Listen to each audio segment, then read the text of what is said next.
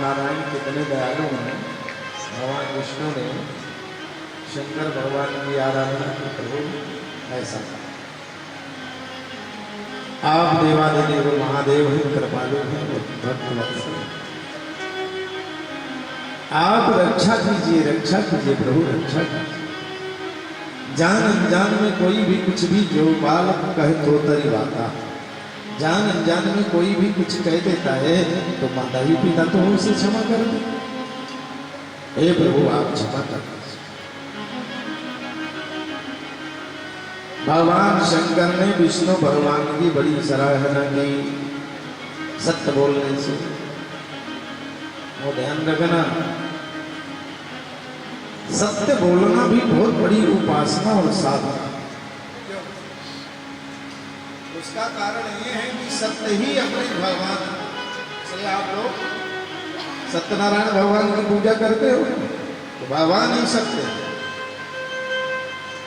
व्यवहारिक दृष्टि में एक सत्य बोलने से कितने असत्यों से बच गए। एक बार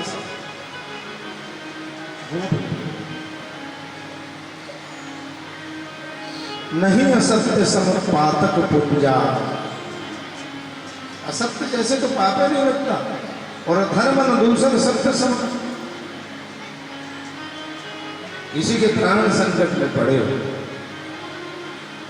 गौ की रक्षा होती हो, धर्मशास्त्र की रक्षा होती है, तो वहां असत्य बोलना भी सत्य माना जाता है। जैसे भागवत में आप लोग कथा सुनते हो, वसुदेव जी ने कह दिया कि हम अब जितने बेटे होंगे वो सब आपको दे देंगे। कंस को कह दिया था कि भागवत में सुनते हो। और यहाँ हमारी भागवत तो हुई नहीं, यहाँ शिव पुराण हुई, भागवत शायद उधर हुई। यहाँ भी उसमें बालाजी मंदिर में भी लगता है शिव पुराण हुई।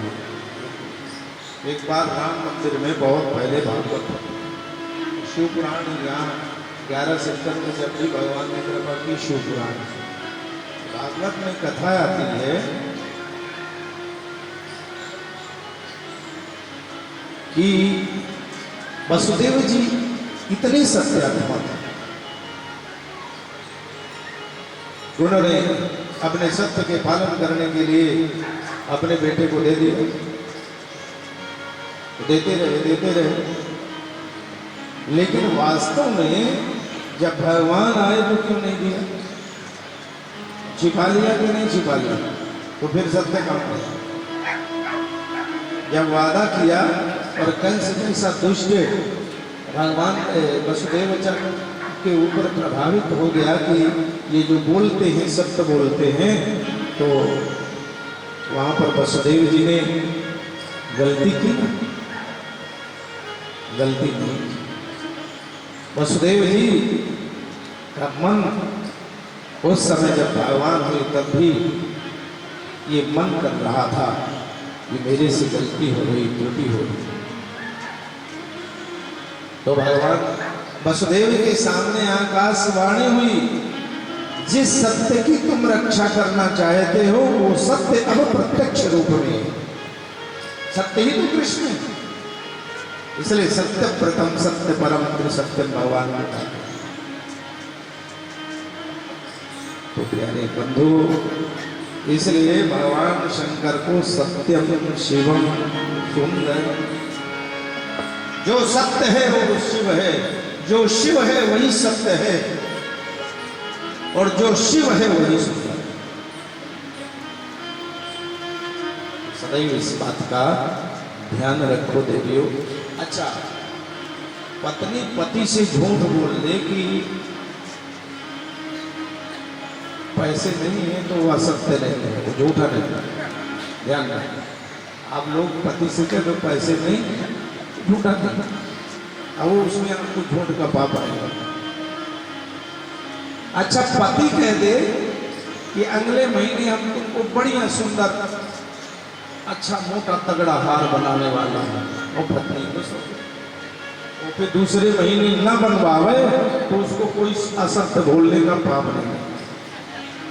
ये परिवार में परिवार को चलाने के लिए यदि असत्य बोलते हैं, स्त्री नर में विवाह प्रत्यर्थे प्राण संकटे लिखा हुआ है शास्त्र में कि पत्नी से झूठ बोल देना, पति गृहस्थी को चलाना, लेकिन कब तक वो असत्य सत्य माना जाएगा? मान लो पति संकट में है और वास्तव में पति के पास पैसे नहीं, तो जो नौकरी करती हैं पत्नियां देवियां उनको ठीक है, वो तो कहते हैं हमारा पैसा, लेकिन आप लोग नौकरी नहीं करते हो, जो उनकी कथा हम सुना रहे हैं, जिनके नौकरी चाकरी नहीं है, पति ने पैसा दे दिया तो आपने कह दिया हमारा है, लेकिन वास्तव में विचार से अच्छे से सोचिए आपकी वो किसका है तो पति का ना। यदि पति संकट में है और वास्तव में कोई दुर्व्यसन नहीं है तो उस समय तो आदर्श पत्नियों का एक नियम बनता है कि अपने जो पैसा है वो तो दे ही दो, जीवन भी उतार के दे दो कि ये आप अपना काम धंधा करिए, ये आपका पैसा हमारा पैसा अभी तक हमारा था, लेकिन हमारा पति यदि संकट में है तो हम सब कुछ आप अपना काम धंधा व्यवसाय करिए और खूब चलाइए। उस समय पत्नी का एक कर्तव्य बनता है कि उस समय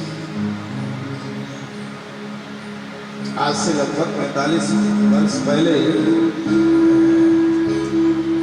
ये नवभारत टाइम्स वगैरह के मालिक जयंत थे, उनके यहाँ हमको जाना हुआ तो उस समय उनकी देवियां बता रही थी, हमको याद आ रहा है कि महाराज हमारे पास में ऐसी परिस्थिति आई, इस पेपर को चलाने के लिए, धंधे को चलाने के लिए हम लोगों ने अपना सब जेवर उतार के दे दिया, आप सब ले जाइए। धर्म संकट में पति कभी भी कोई ऐसी स्थिति में पड़े, समय नारी जगत को सदा सर्वदा जो है पति की सहायता करना चाहिए, तभी वो दाम्पत्य जीवन का सुख है। भगवान शंकर सत्य हैं, भगवान शंकर शिव हैं और भगवान शंकर ही सुख है।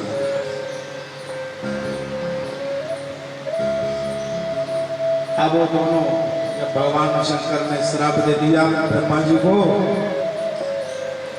हाथ जोड़ करके प्रार्थना की, जीवन दान तो मिल गया, लेकिन भगवान कहते हैं ब्रह्मा को कहीं पूजा में भाग नहीं मिले। अब ब्रह्मा जी रोने लगे, कहते कि कुछ तुमने झूठ बोला है, मेरी पूजा में तुम नहीं प्रयोग में आ सकते हो, मेरे ऊपर तुम्हारी कोई सेवा नहीं रहेगी, तुमको हम हृदय से बहिष्कार करते। दोनों भगवान शंकर से प्रार्थना करने लगे ब्रह्मदेव कि प्रभु कृपा करें, क्षमा करें।